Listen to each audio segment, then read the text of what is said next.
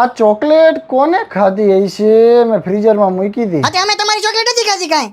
મેં તને કીધું કે તે ખાધી હે એમ. તમારી હામું જોઈને હું કહેશ? ના ના ના, તું સામેથી દોઢો થયો એટલે તે જ ખાધેલી હોવી જોઈએ. ના ભાઈ ના, અમે નથી ખાધી કાંઈ તમારી ચોકલેટ. અમે સ્વાભિમાની માણસ છીએ, કોઈનું ખાતા નથી પૂછ્યા વગર. નામ ન ચડાવ તો મારા ખોટા લે. તો કોને ખાધી હશે? મમ્મીએ ખાધી હશે. મમ્મી કોઈ દી ખાય? તને શરમ આવે હે બોલતા છે જે?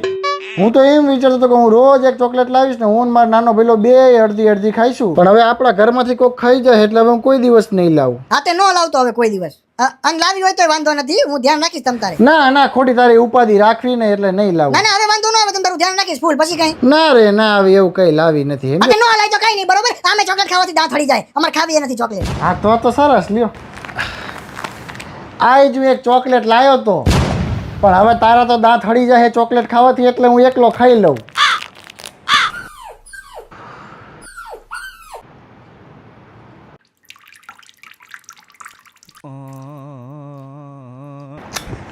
વાવ, ઈ તબાકડું સલકાણું જો. એલા એ આ ક્યાંથી આવી ગયું? બદલાય બીજું બદલાય. બાપા ભરાઈ ગયું આ તો.